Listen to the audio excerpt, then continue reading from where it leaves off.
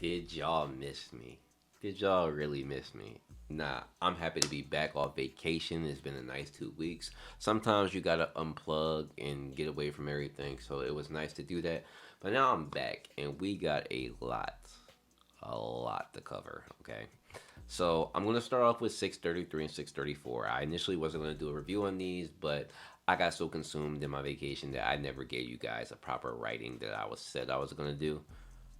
I never did the writing post that I said I was going to do, so I'll give you guys a little brief review of how I felt about the past two chapters, and then we'll talk about this week's one, which was an easy 10 out of 10. Okay? Alright, so let's go to the Bomb versus Dumas. The Bomb versus Dumas fight has been concluded. Okay, it ended with 634, but I did not cover 633, so getting into the beginning of that fight when it came. So I'm actually glad that I went on vacation when I did because the chapter wasn't that exciting to me, but given that I was able to read that and 634 without necessarily doing the review, I kind of got to look at both of them together. And separate, I think they're a little bit worse off, but together they make a little bit more sense. Now, the fight has ended, and it may have ended in a way that a lot of people may have not liked. I've seen a little bit of mixed reviews. I'm kind of on that spectrum. I kind of am glad that it's over, and I'm not necessarily happy or sad about the event. It's just it's over, right? So from the conclusion of this fight, I'll tell you what I took away. Bomb has absolutely progressed to a new stage in terms of his combat and what he's able to do, and that Dumas far outclasses Bomb. Now, Dumas's ranking is not clear, and I can definitely say he's absolutely top 40 for sure, top 50 for sure. One thing that they made sure to tell us within these chapters is that Dumas is above Bomb in fighting power. No matter which way you slice it, he is above him. Now, Bomb using Leviathan's form has given him an advantage in the fight, being that Bomb knows that he needs to get in close to do damage. Bomb does successfully do that, twisting Dumas's arm up and coming up with a plan to actually do damage to him, which enrages Dumas eventually, but it was a good plan. And Bomb's keen intellect to know that, hey, if I make this guy make a mistake, he's going to get mad and act upon that. I think that is a great way to analyze your person that you're fighting and take advantage. Now, when Dumas decides to get a bit more serious using, I guess we can call his ethereal form that kind of looks a lot like the form that he used outside, but more ethereal. Bomb could not really do anything to him, and that's where we got to see the Black March come out. Now, the Black March kind of spells out what we all thought was pretty obvious: is that Bomb needs to attack the heart. Now, Bomb is aware that attacking the heart is the key to winning this fight, but he thinks that he can't get to the heart quick enough or attack it quick enough that it wouldn't be blocked. So the Black March offers to assist Bomb and lets him know, like, hey, IU, the child over there, is waiting for you. Now, let's dip back a little bit into the child and IU and the Black March real quick.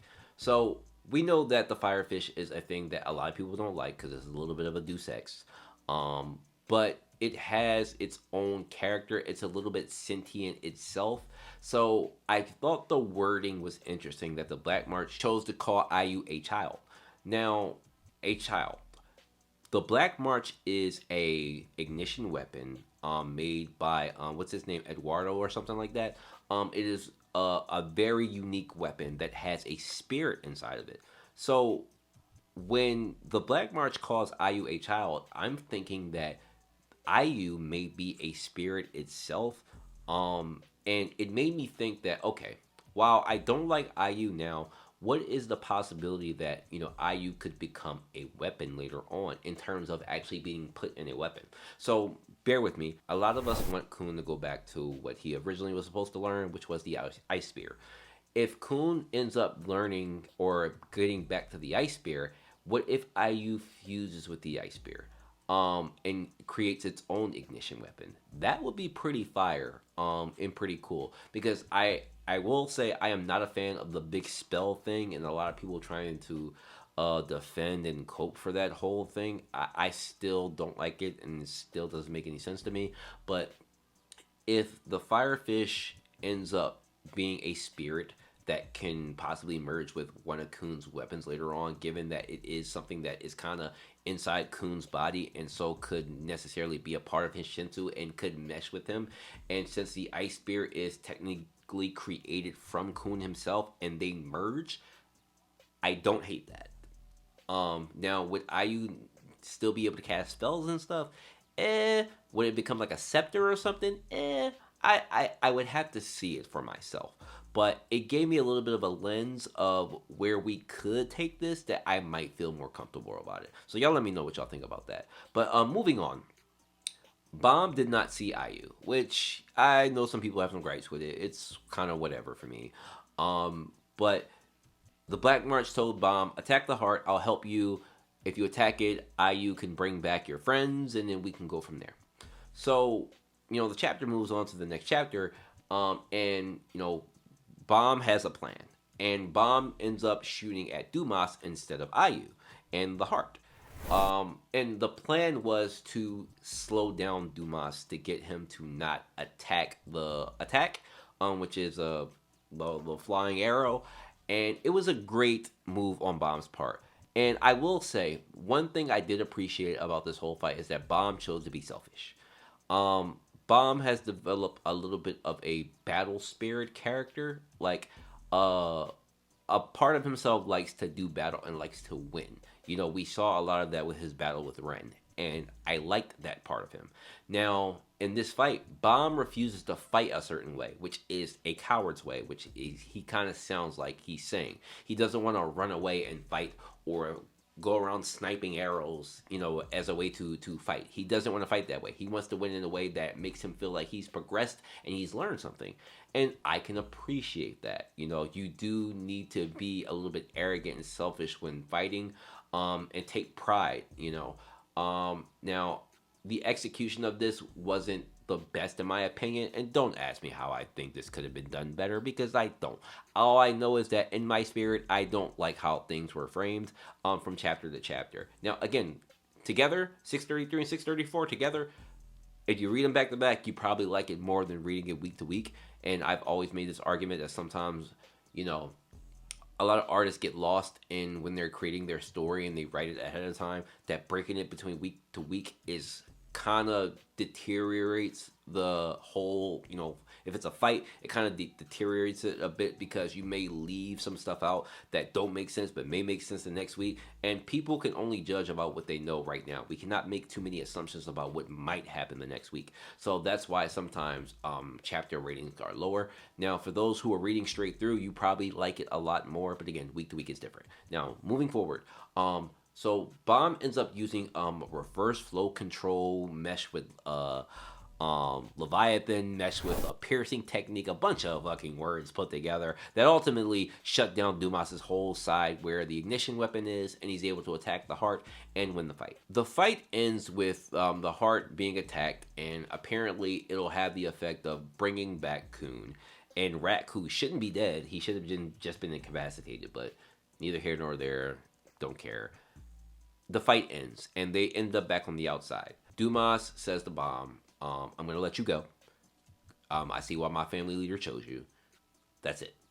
And so the fight ends. Bomb's let go free. That's it.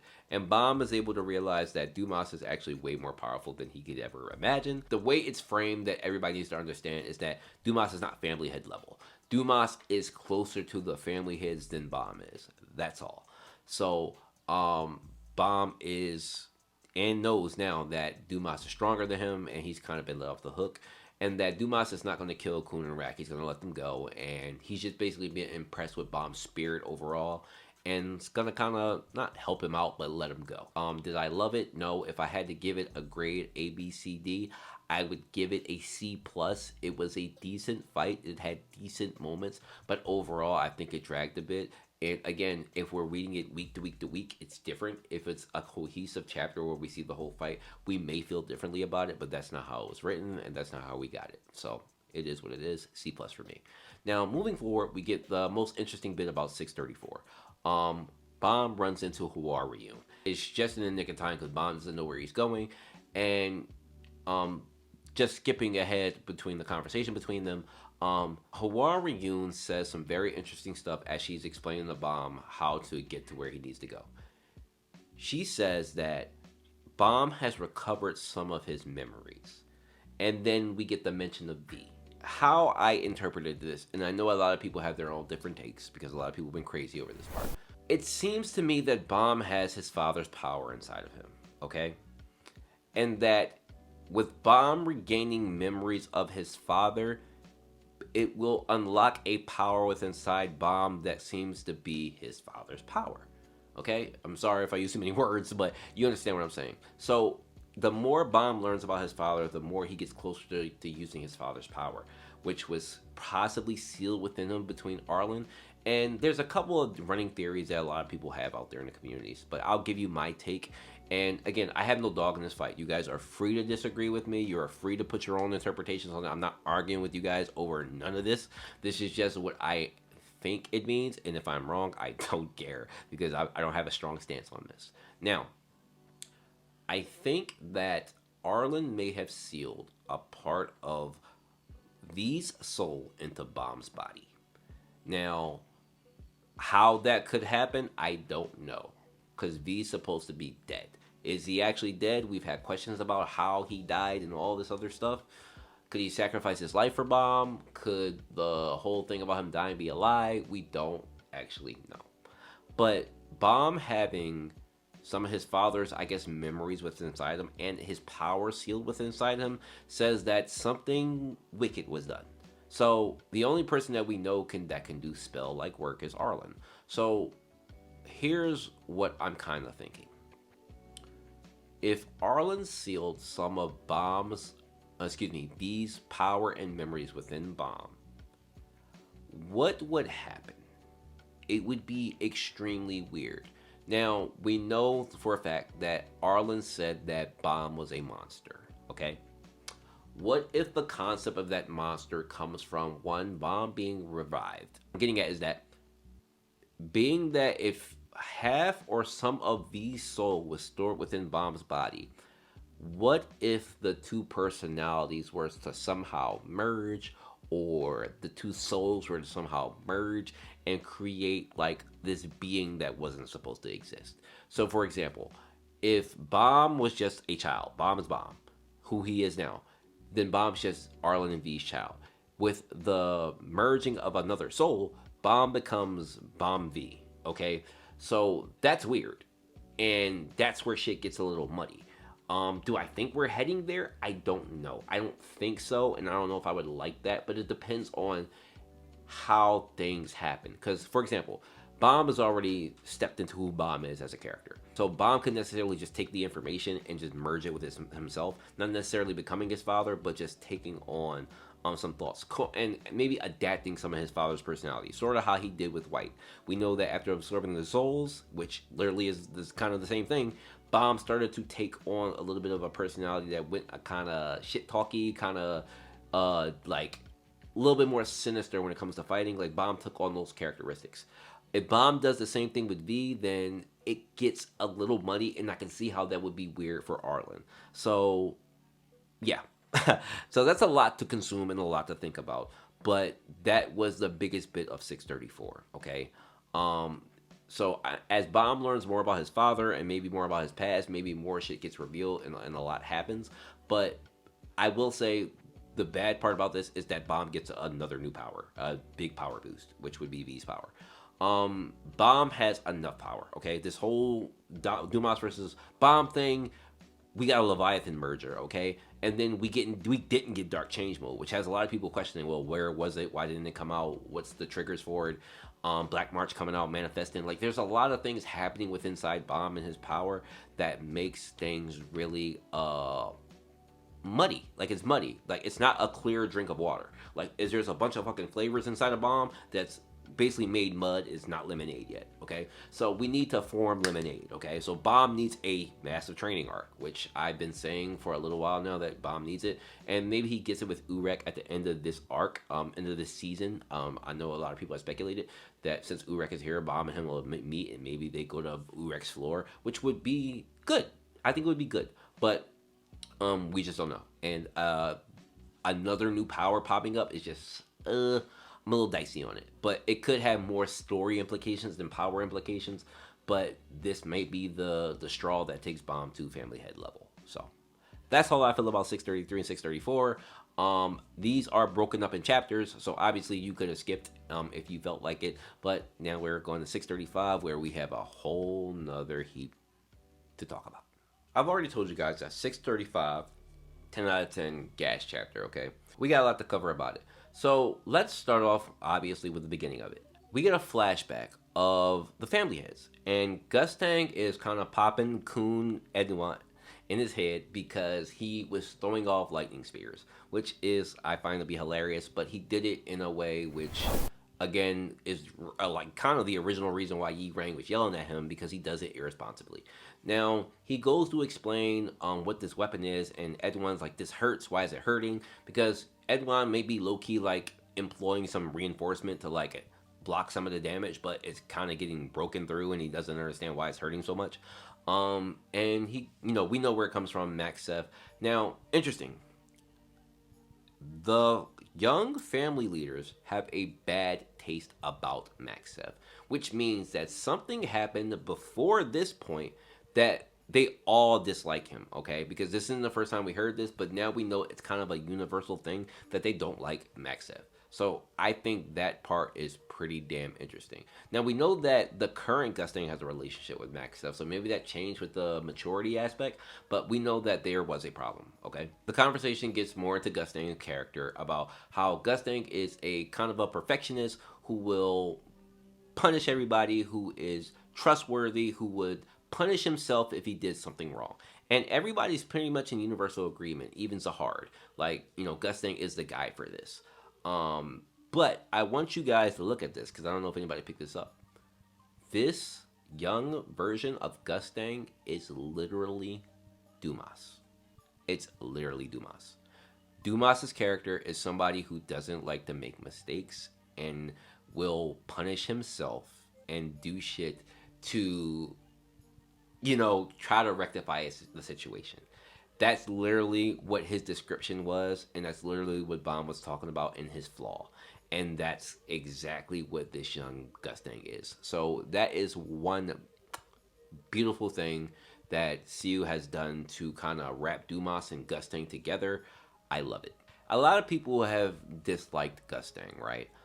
They think he's a little bit shady, and he's a little bit inconsistent. Because why is he going on a revolt now? Why is he acting this way now when he could have been acted this way? And we don't know all the facts yet. But we know that somewhere along the way, Gustang had a change of heart. And I think a lot of it has to do with Blossom. Because we get to see Gustang finally fall down and have a massive flaw. Gustang did not punish Blossom for a sin she committed. Okay? And we see the scale. The sin was a big sin. And Blossom even cried and told Gustang she was sorry. And Gustang says, in quote, I could not punish the person I should have. That is extreme human nature. And this, again, every time Siu irritates me with something, he comes back with some gas shit, bro. This is a realistic interpretation of a person. You see this a lot in real life when somebody may commit murder, or somebody may attack somebody, or even grapes, like stuff like that.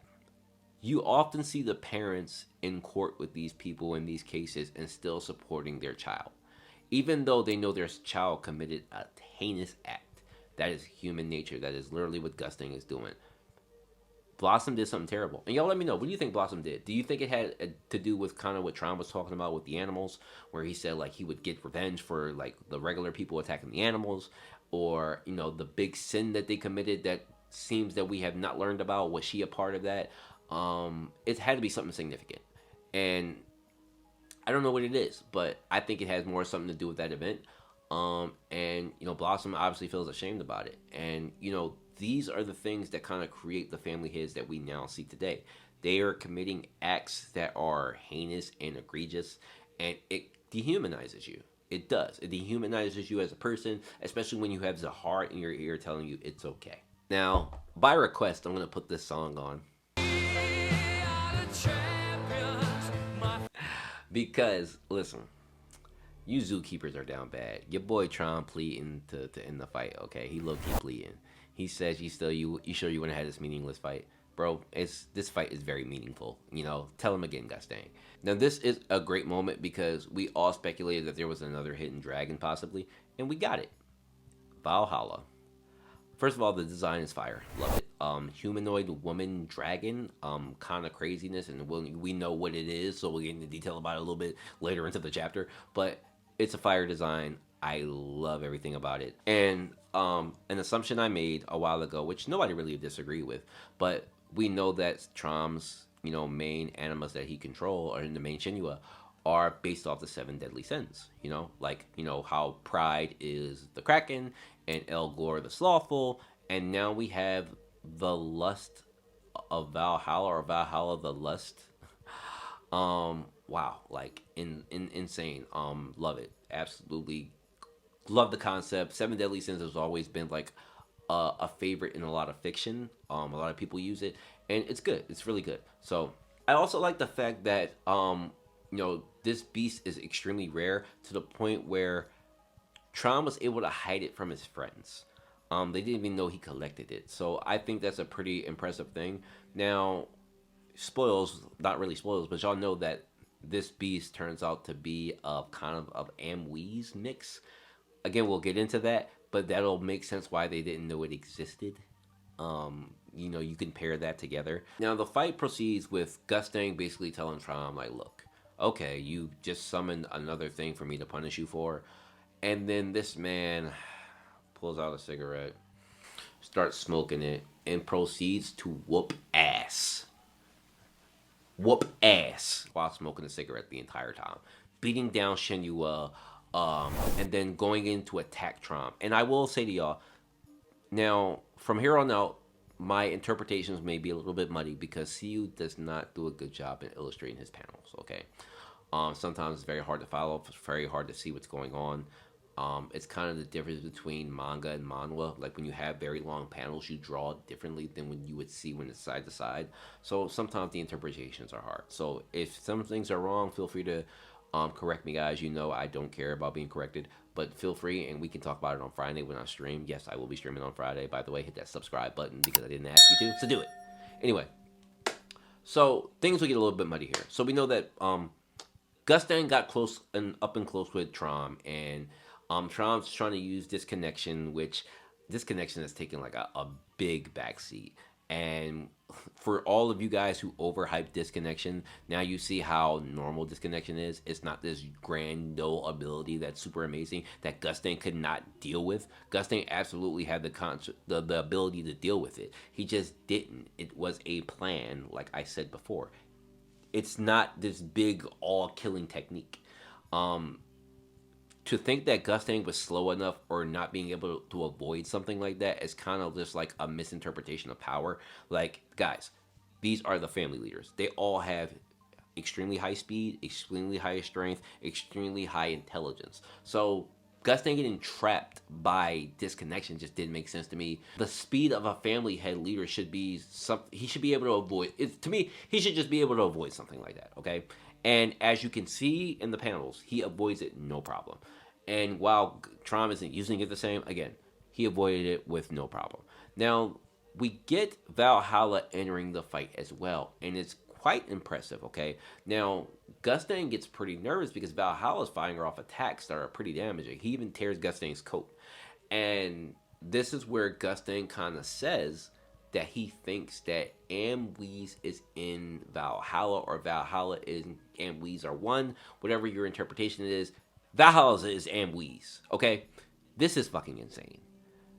To take your lover and make her a dragon and fuse her with whatever shit is some sick shit, yo. Y'all zookeepers are so down bad. Like, this is what y'all doing? Y'all mutilating y'all loves and creating animals out of them?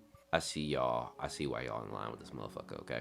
Anyway, I digress, but the ability of Valhalla is so impressive is that it tears holes within the sprout that reveals the area. I guess that's the area where Trom and Gustain are going to have the chess match, I assume. I didn't think that was anything else from that.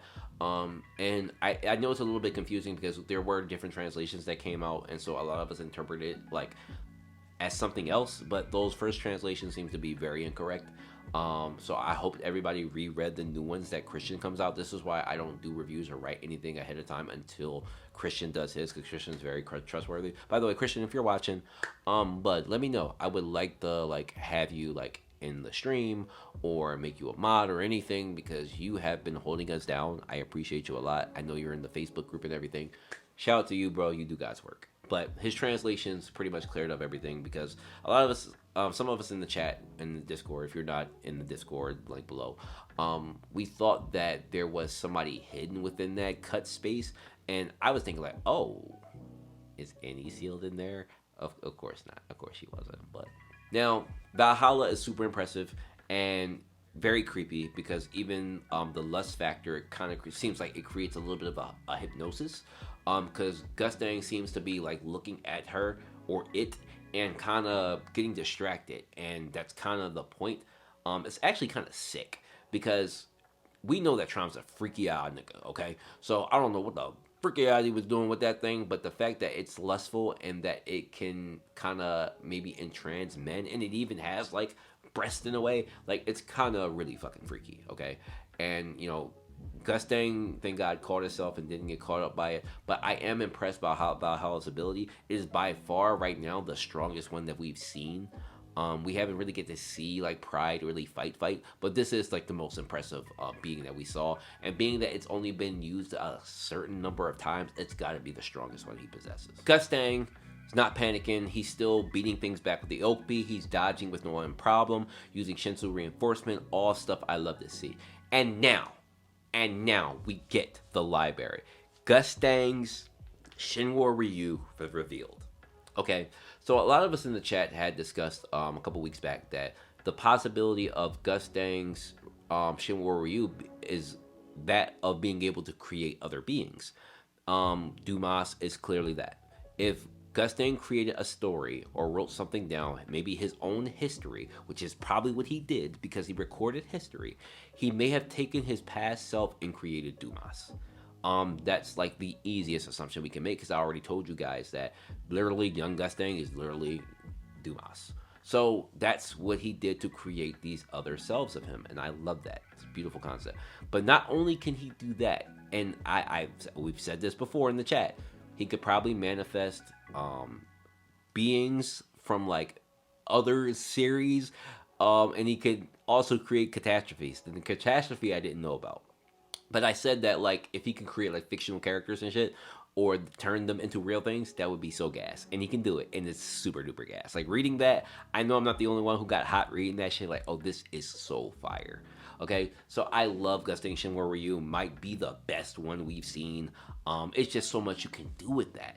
And with him summoning Prometheus, which is like a mythological thing, which we know Siu loves mythology, but like it turning it into like a book from the outside. So Prometheus exists on the outside, which then in turn makes things outside crazy, because why is there Greek mythology on the outside, which results to like, again, the whole Tower of God concept comes from the story of Kid Icarus, where Icarus's father is the one who built the tower. Like my whole mind just fucking exploded reading this shit, bro, because mythology, the whole thing with Icarus is that, you know, Icarus's father built the tower, and him and his father had to fly to it, and he flew too close to the sun. That's where that whole thing comes from. It comes from mythology. But Prometheus being a real thing within the story that existed on outside, even though it came from a book, got turned into a real thing, and the original fire came from Prometheus that he used in the middle of this fight, and then he summoned Seraphim, and I'm losing my fucking mind, okay?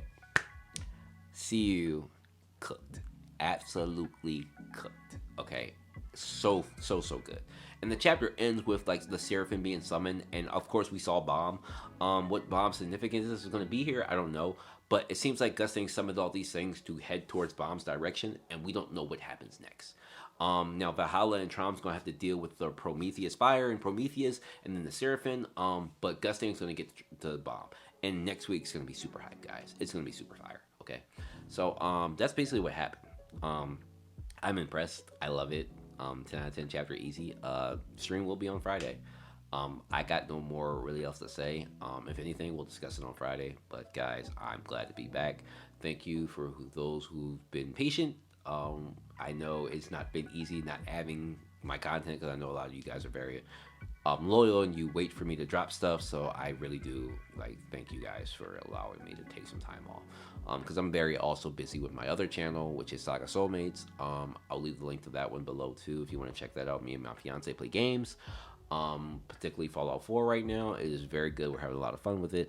But thank you guys. Friday.